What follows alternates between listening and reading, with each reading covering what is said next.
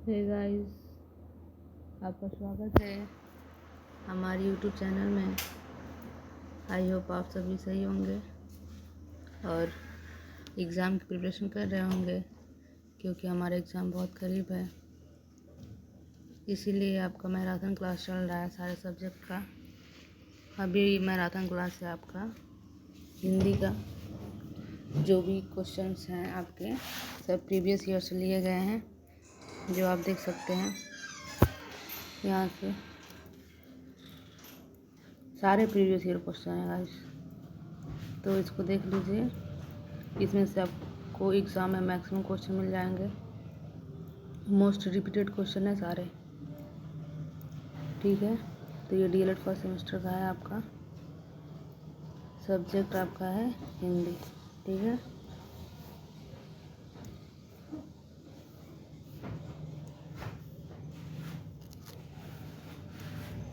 आपका ये है डीएलएड या बीटीसी फर्स्ट सेमेस्टर का सेमेस्टर। आपका सब्जेक्ट है हिंदी, ठीक है। हिंदी का से previous year question paper, previous year question paper solved है ये सब। इसको सॉल्व करिए, स्टार्ट करते हैं। आइए, पहला क्वेश्चन क्या कह रहा है देख लीजिए। पहला क्वेश्चन कह रहा है विस्मयादि बोधक चिन्ह का प्रयोग कब करते हैं। तो आपको विराम चिन्ह पढ़े होंगे आप, उसी का एक पार्ट है विस्मयादि बोधक चिन्ह। क्वेश्चन में पूछा हुआ है ये पेपर में। तो इसका आंसर गाइस है यहाँ से। कह रहा है इसका प्रयोग हर्ष, विषाद, घृणा, आश्चर्य, भय, आज्ञा आदि मनोभावों को व्यक्त करने के लिए किया जाता है। विस्मयादि बोधक गाइस ये क्या है, विराम चिन्ह का एक वो पार्ट कह सकते हो या टाइप कह सकते हो है।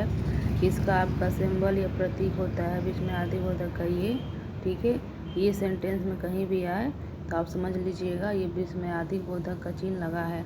जैसे एग्जाम्पल आपका कह रहा है वाह क्या दृश्य है, तो यहाँ वाह यह सरप्राइज हो रहा है, आश्चर्य है, ठीक है। यहाँ पे तो आश्चर्य का भाव व्यक्त हो रहा है।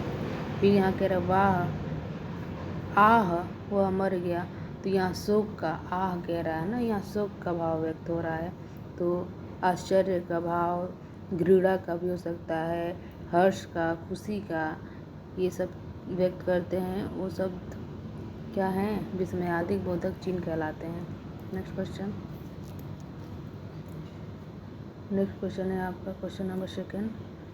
कह रहा है स्पर्श व्यंजन किसे कहते हैं। यस, स्पर्श व्यंजन का उल्लेख कीजिए, ठीक है। तो सर गाइस स्पर्श व्यंजन में आप क्या कहेंगे। पहले तो आपको पता है व्यंजन दो होते हैं, ठीक है। एक होता है स्वर और दूसरा आपका होता है व्यंजन। और व्यंजन में व्यंजन के भी कई टाइप्स होते हैं। व्यंजन का आपका होता है स्पर्श व्यंजन होता है, और आपका अब वो होता है ऊष्म व्यंजन होता है, ठीक है। संयुक्त व्यंजन होता है, और आपका ये यंत्रस्थ व्यंजन होता है। तो ये सब व्यंजन के पार्ट है। तो उसी में कहीं पूछा है आपका कि स्पर्श व्यंजन क्या है। तो देखिए आइए देखते हैं। कह रहा है इन व्यंजनों के उच्चारण में हवा उच्चारण स्थानों को स्पर्श मात्र करती है। ये मतलब जब भी इस स्पर्श व्यंजन को हम बोलते हैं तो भी बोलते समय जो हमारा उच्चारण स्थान होते हैं बस हवा को टच करके निकल जाते हैं, बस मात्र टच करते हैं, मतलब कहने भर का टच करते हैं, मतलब थोड़ा सा टच होता है। इसमें 5 आते हैं वर्ग तो आपको पता ही होगा वर्ग, ठीक है। जैसे कि क वर्ग हो गया, क वर्ग हो गया, च वर्ग हो गया, आपका ट वर्ग हो गया, त वर्ग हो गया, और आपका प वर्ग हो गया, ये पांच वर्ग आते हैं आपको अस्पर्शी, इनको अस्पर्शी कहते हैं। और टोटल इनकी संख्या होती है आपकी,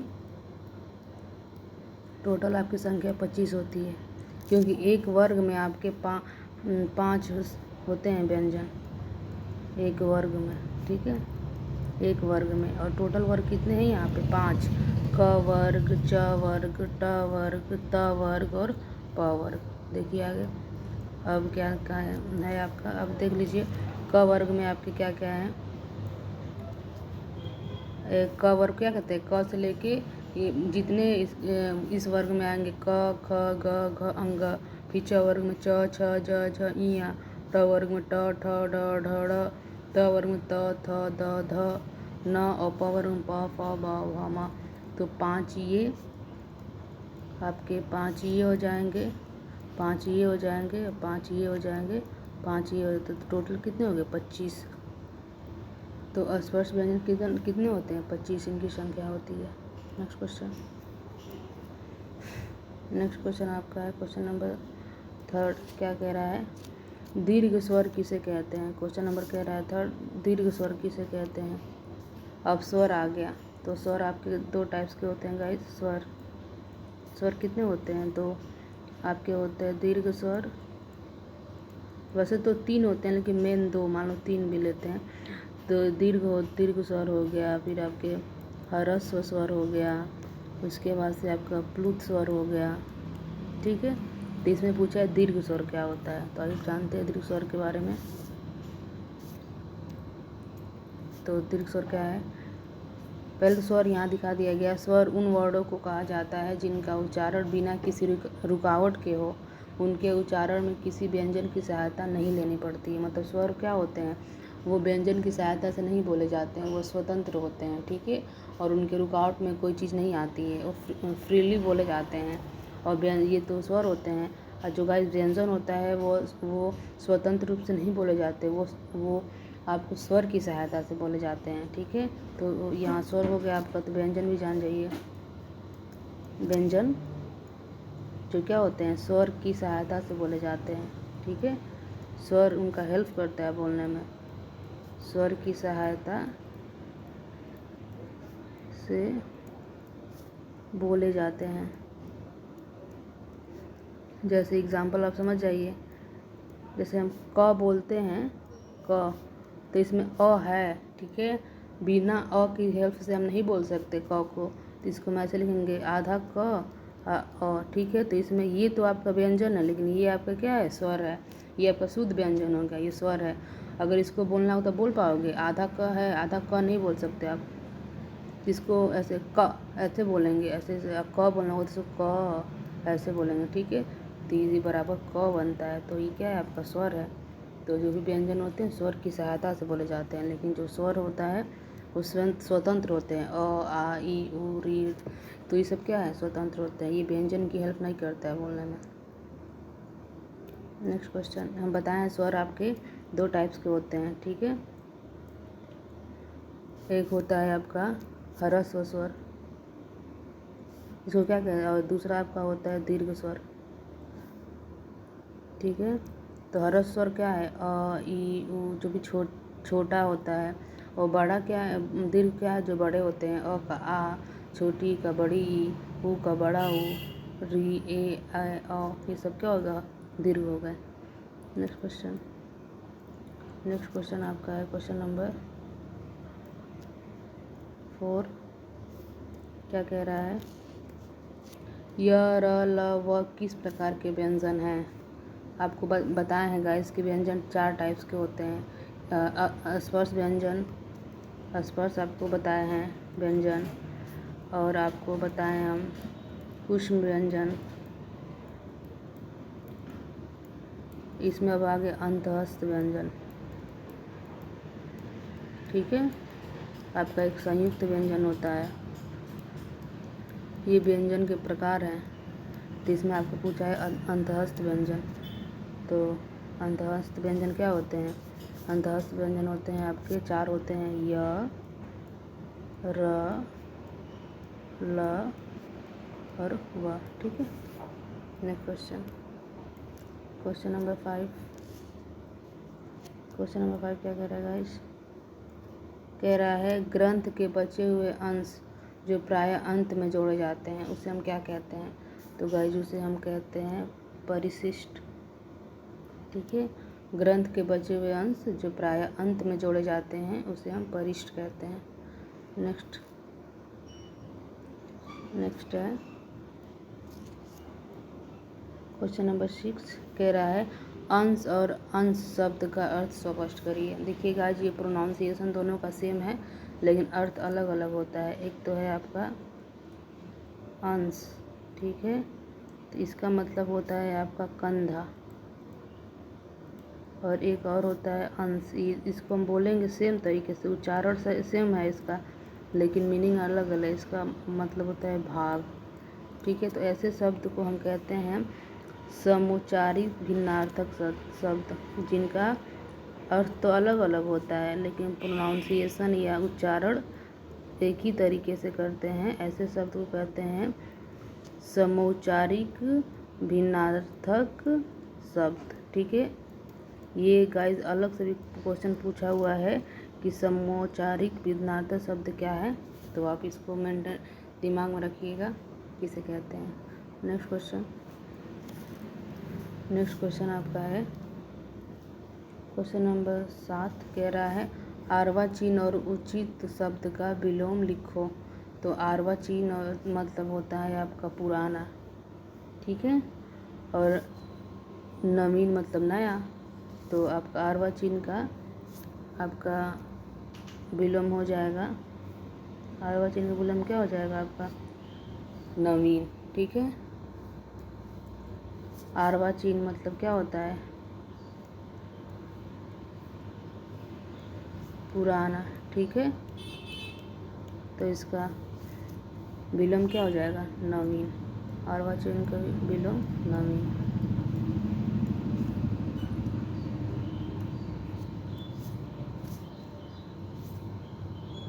और दूसरा कह रहा है उचित का विलोम बताइए। ठीक है, उचित का विलोम बताइए।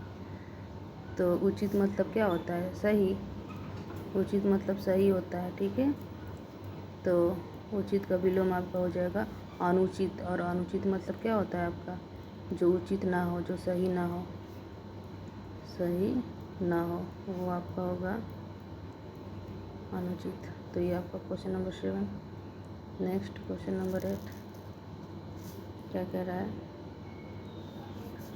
क्वेश्चन नंबर 8 कह रहा है अग्नि, अमृत, गंगा और गुरु के एक एक समानार्थी लिखिए।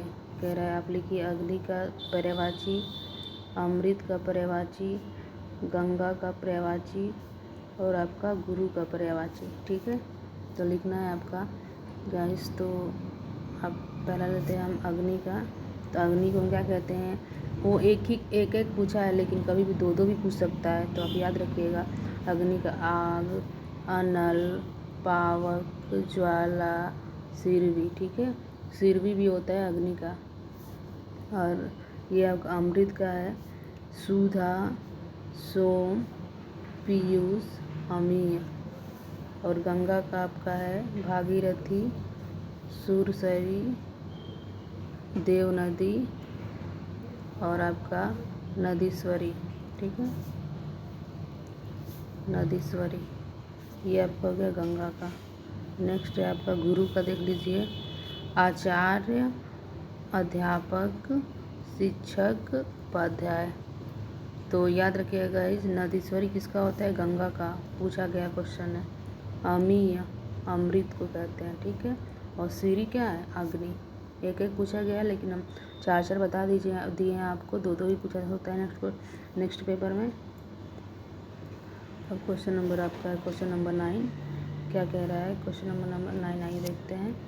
कह रहा है आर वर्ड का उच्चारण दो या कितने प्रकार से लिख सकते हैं। मतलब आर जो होता है, आर कह रहा है र कितने प्रकार के होते हैं और कितने तरह से लिखे जाते हैं। तो गाइस आर आपके 4 आर जो होते हैं, आर के प्रकार या आर कितने प्रकार से लिखे जाते हैं, ये आपके 4 होते हैं। देखिए एक तो हम ऐसे लिखते हैं, ये भी र को इंडिकेट करता है, ये भी र को इंडिकेट करता है, और एक जो ये भी र को इंडिकेट करता है, ठीक है। और एक ये भी र को इंडिकेट करता है। जैसे हम लिखते हैं ग्रहण, ठीक है, तो ये जो लगा ये भी र है। एक एग्जाम्पल ये हो गया। गृह, ये भी र को इंडिकेट कर रहा है। और उसके बाद होगा सर्वत्र, तो ये जो ऊपर र है ये भी र को।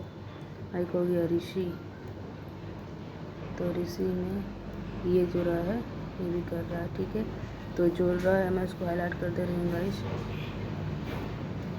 जैसे यहाँ ये र जो है एक र, फिर यहाँ 2 र, ये 3 र, ये 4 र। तो ये पूछा था कि र को हम कितने प्रकार से लिख सकते हैं, कितने प्रकार हैं, तो उसका एग्जाम्पल भी दीजिए। तो ये रहा आपका एग्जाम्पल। नेक्स्ट क्वेश्चन है आपका क्वेश्चन नंबर 10। देखिए क्या कहता है। क्वेश्चन नंबर 10 कह रहा है विराम चिन्हों से आप क्या समझते हैं? किन्हीं 2 विराम चिन्ह को उदाहरण से लिखें। तो गाइस जितने भी विराम चिन्ह होते हैं इसकी प्रीवियस वीडियोज़ में मैंने डाला है सारा, हिंदी का वो भी मैराथन क्लास है, और सारा प्रीवियस ईयर के क्वेश्चंस है, तो वहाँ मैंने समझाया है आपके विराम चिन्ह। तो विराम चिन्ह बहुत होते 7-8 कम से कम है, 8, 9, 10 है। तो इसमें 2 बताना है, तो मैंने ले लिया है आपका। पहला लेते हैं विराम चिन्ह, जानते हैं कहते किसको हैं। तो विराम चिन्ह किसको कहते हैं? लिखित भावों एवं विचारों को स्पष्ट करने के लिए जिस चिन्ह का प्रयोग किया जाता है उसे विराम चिन्ह कहते हैं। जैसे हम अपने भावों को विचारों को व्यक्त करते हैं, तो उनको बोलने का तरीका क्या है, कहाँ रुकना है, कहाँ कौन सा चिन्ह लगाना है, तो उस प्रोसेस को हम विराम चिन्ह कहते हैं। तो इसमें 2 एग्जाम्पल पूछा है, तो हम ले लेते हैं। पहला मान लीजिए हम एक विराम चिन्ह लेते हैं आपका योजक, क्योंकि 2 का एग्जाम्पल पूछा है। वैसे तो 10 होते हैं विराम चिन्ह, तो पहला हम लेते हैं योजक, ठीक है। ये क्या कहता है कि 2 शब्दों को जोड़ने के लिए इसका प्रयोग किया जाता है। योजक जो विराम चिन्ह है इसका प्रयोग हम 2 शब्दों को जोड़ने के लिए किया जाता है। जैसे तन मन, तन और ये मन, ठीक है। होता है घर, तो ये 2 शब्दों को हम जोड़ रहे हैं। ये आपका देश विदेश, ठीक है। तो इसमें किस विराम चिन्ह का यूज़ हुआ है? तो आपका इसमें यूज़ हुआ विराम चिन्ह योजक का। देखिए ये आपका जो है ये योजक विराम चिन्ह है, ठीक है। यही योजक विराम चिन्ह है। ये एग्जाम्पल भी हो गया आपका। नेक्स्ट दूसरा ले लीजिए आपका, क्योंकि 2 पूछा है विराम चिन्ह बताइए, तो आप ले लीजिए दूसरा। आप ले लीजिए हंसपद, ठीक है। और ये हंसपद क्या होता है समझते हैं। हंसपद विराम चिन्ह क्या होता है, ठीक है। तो हम लेते हैं हंसपद विराम चिन्ह क्या कह रहा है, क्या होता है। इसका प्रयोग किसी वाक्य में यदि शब्द छूट जाते हैं लिखते समय, तब हंसपद विराम चिन्ह का प्रयोग किया जाता है। इसका प्रतीक होता है ये, ठीक है। ये हंसपद विराम चिन्ह का प्रतीक है। मान लीजिए कोई सेंटेंस या कहानी या निबंध या कुछ भी लिख रहे हैं और आपको उसमें कोई वर्ड छूट जाता है बीच में, तो उसको इंडिकेट करने के लिए हम हंसपद का यूज़ करते हैं। जैसे एग्जाम्पल के तौर पर यह है, मैं कल विद्यालय रहा था, तो जा रहा था माने जा छूट गया, तो आप यहाँ पे इसको इंडिकेट कर सकते हैं ऐसे।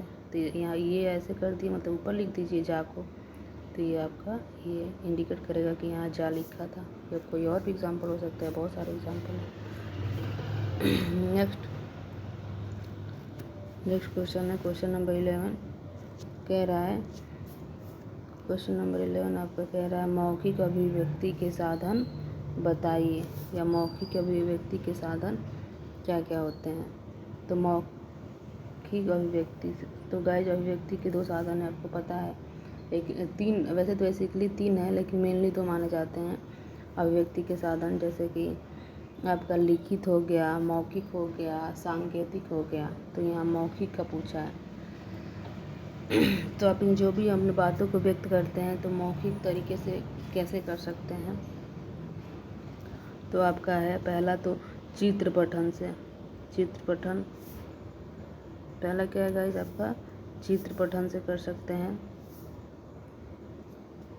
जैसे कि छोटे बच्चे जो होते हैं नर्सरी से 5 तक, उनके बुक्स वगैरह में देखेंगे आपकी फिगर्स बहुत ज़्यादा होते हैं, लिखने के बजाय फिगर ज़्यादा होते हैं। तो फिगर्स के माध्यम से बच्चे चीज़ों को ऑब्ज़र्व करते हैं और उसके बाद सीखते हैं। ठीक है। दूसरा है आपका कहानी पाठ। दूसरा आपका है आपका कहानी पाठ। कहानी के माध्यम से भी, जैसे कि हम कहानी कहते हैं तो मौखिक रूप से ही कहते हैं, बोल के ही बताते हैं। और तीसरा आपका है कविता पाठ। कविता भी क्या होता है, पढ़ते हैं, तो कविता भी आपका बोल के ही होता है। और तीसरा है वाद विवाद। वाद विवाद मतलब हम क्या कहते हैं, किसी से आर्गूमेंट करते हैं तभी भी बोलते ही हैं। और पांचवा है अभिनय तथा अनुसरण। अभिनय मतलब कि नाटक के द्वारा करते हैं, और अनुसरण मतलब किसी को बोलते हुए देखते हैं तो उनको सीखते हैं, फिर उनको फॉलो करके करते हैं। तो ये अभी आपके मौखिक अभिव्यक्ति के साधन हैं। नेक्स्ट क्वेश्चन है क्वेश्चन नंबर 12। क्या कह रहा है? कह रहा है सूत्र लेख का अर्थ एवं महत्व बताइए। तो गाइस सबसे पहले सूत्र लेख क्या होता है? तो सूत्र मतलब सूत्र लेख, सूत्र मतलब सुनना। सूत्र का मतलब बेसिकली क्या होता है आपका, यहीं से निकल जाएगा आप, सूत्र लेख पूछा है आपका। ठीक है। तो गाइस पता है आपको सूत्र का मतलब होता है सुनना। ठीक है। तो यहीं से नहीं, सुनना। लेख मतलब जो लिखा या लिखा हुआ है उसको बोलने पे, तो इसका मतलब होता है इसमें अध्यापक बोलता है तथा छात्र अध्यापक को सुनकर लिखते हैं, इसे सूत्र लेख कहते हैं। मतलब कोई बोल रहा है और आप लिख रहे हो तो उसको हम सूत्र लेख कहते हैं। ठीक है। लिखना, बेसिकली लिखना, सुनकर लिखना, सुनकर लिखना आपका क्या होता है, सूत्र लेख होता है। नेक्स्ट, अब सूत्र लेख का महत्व ही पूछा था आपका, तो सूत्र लेख का महत्व क्या है, इसको सूत्र लेख लिखने से क्या क्या आपके फ़ायदे होते हैं। तो एक तो पहला आपका होता है कि उच्चारण करने में, शुद्ध उच्चारण करने में, अगर सूत्र लेख लिखेंगे तो आपके जो उच्चारण होंगे वो शुद्ध हो जाएंगे, मतलब अच्छे से आप उच्चारण कर सकेंगे। दूसरा है लिखावट सही होता है, इससे सूत्र लेख लिखने से हमारी लिखावट भी सही होता है। और तीसरा है बच्चों में लेखन शक्ति का विकास होता है, मतलब कि बच्चे जो होते हैं सूत्र लेख लिखते हैं, सुनकर लिखते हैं तो उनके अंदर लिखने की शक्ति विकसित होती है, सारे वर्ड्स को अच्छे से लिखते हैं, शुद्ध तरीके से लिखते हैं। ठीक है। नेक्स्ट क्वेश्चन नंबर आपका है 13। कह रहा है 13 नंबर क्वेश्चन, अपेक्षा और उपेक्षा शब्द का अर्थ बताइए। क्या कह रहा है? अपेक्षा क्या क्या अर्थ है? तो अपेक्षा का अर्थ होता है अवहेलना करना। अवहेलना मतलब किसी की बातों को न मानना या उसको गलत ठहरा देना, वो आपका अपेक्षा। और उपेक्षा मतलब आशा करना। ठीक है। आशा, किससे आशा करना। नेक्स्ट क्वेश्चन नंबर 14 कह रहा है आकाश शब्द के 4 पर्यायवाची शब्द लिखिए। ठीक है। आकाश के तो बहुत ईजी है, आकाश के लिखने आपको तो है, पहला आपका है गगन, नभ, आसमान, अंबर, ये सब किसके हैं, पर्यायवाची आकाश के हैं। नेक्स्ट क्वेश्चन नंबर 15 ये कह रहा है उसमें व्यंजन कितने होते हैं लिखिए। तो गाइस मैंने ऊपर ही बताया था आपके व्यंजन के प्रकार में उष्म होते हैं और आपके यंत्रस्थ होते हैं, स्पर्शी होते हैं, संयुक्त व्यंजन होते हैं। तो इसमें आपको किसको पूछा है, उष्म व्यंजन। ठीक है। तो उष्म व्यंजन आपके कितने होते हैं, 4 होते हैं गाइस। ठीक है। वो कौन कौन से हैं, 4। एक आपका होता है स, इसको हम कहते हैं, फिर ये स, तीनों स होते हैं, एक ह होता है, तो इस स को हम क्या कहते हैं, तालव्य स, ठीक है।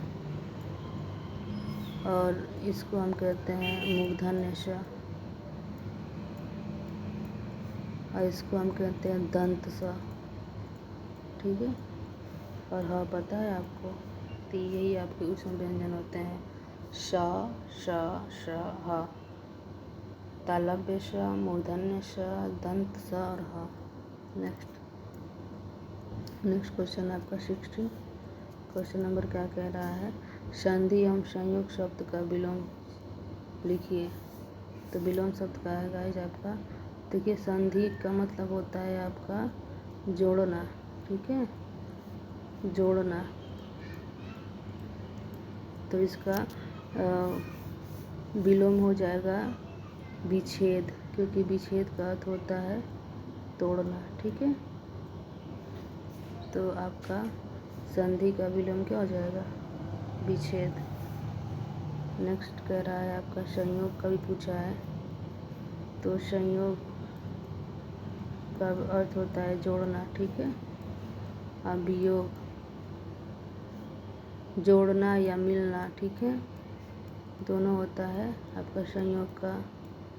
और इसका वियोग का होता है अर्थ आपका हो जाएगा दूर रहना या दूर होना, या आपका तोड़ना टाइप, ठीक है।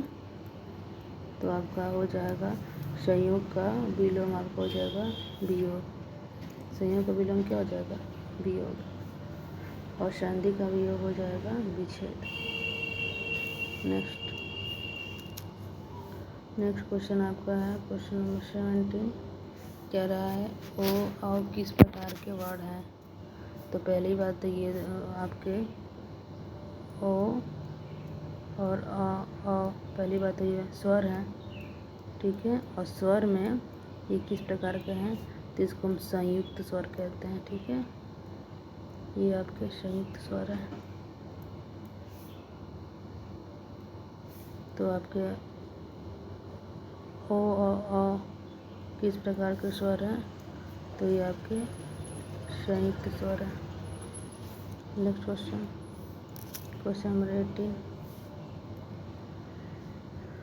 क्या कह रहा है, कह रहा लेखन शिक्षण की विविध विधियाँ कौन कौन सी हैं। मतलब लेखन शिक्षण करते हैं तो हमारे पास कौन कौन सी विधियाँ हैं जिससे हम लेखन शिक्षण करते हैं। तो आइए देखते हैं कौन कौन सी विधियाँ हैं हमारे पास। तो लेखन शिक्षण की निम्न विधियाँ हैं, ठीक है। तो कौन कौन सी हैं, पहला है मांटेसरी विधि। मांटेसरी विधि में हम क्या करते हैं, बच्चों को खेल खेल में ही सिखा देते हैं, ठीक है, लिखने का कौशल को हम विकसित करते हैं। दूसरा आपका है अनुकरण विधि। अनुकरण मतलब कि किसी को फॉलो करके सिखाना। तीसरा है सूत्र लेख। अभी सूत्र लेख पीछे आप आगे बताए थे, सूत्र लेख मतलब क्या, सुनकर लिखना, इससे भी हमारे लेखन शक्ति का विकास होता है। और चौथा आपका है रेखाओं द्वारा लिखने की शिक्षा। मतलब कि छोटे बच्चों को आप देखे होंगे, जैसे कि ऐसे खींची हुई लाइन्स आती हैं और उसमें क्या करते हैं बच्चे यहाँ से यहाँ तक लिखते हैं, तो ये रेखाओं द्वारा हो गया। नेक्स्ट क्वेश्चन नंबर आपका 19 है, कह रहा है आँख, अश्व, समुद्र और सूर्य के एक एक समानार्थी शब्द लिखिए। या समानार्थी को हम पर्यायवाची भी कहते हैं, ठीक है। समानार्थी शब्द पूछा है आपका, इसको हम पर्यायवाची भी कहते हैं, कोई दिक्कत नहीं होना चाहिए। समानार्थी पूछिए या पर्यायवाची। तो आँख का आपको होता है नयन, आँख को हम नयन भी कहते हैं। अश्व मतलब घोड़ा होता है, और समुद्र का मतलब सागर, ठीक है। और रवि क्या कहते हैं, सूर्य। नेक्स्ट ये लास्ट क्वेश्चन थे आपका गाइस। तो गाइस ये सारे आपके प्रीवियस क्वेश्चंस लिए गए हैं जो मोस्ट रिपीटेड हैं, तो इसको एक बार आप पढ़ लीजिएगा। यहाँ से आपके मैक्सिमम क्वेश्चन मिल जाएंगे। यहाँ इसमें सभी प्रकार के क्वेश्चन थे आपके, ऑब्जेक्टिव या एमसीक्यू टाइप के थे, शॉर्ट टाइप्स लघु उत्तरीय थे और वेरी शॉर्ट टाइप्स अति लघु उत्तरीय क्वेश्चन थे। हिंदी से आपके 25 मार्क्स के आते हैं क्वेश्चन। ठीक है, तो all the best for your examination and I hope आपको ये वीडियो अच्छा लगा हो। अगर वीडियो अच्छा लगा होगा इस तो कमेंट में अवश्य बताएं और लाइक और सब्सक्राइब कर दें। ठीक है, ओके, बाय बाय।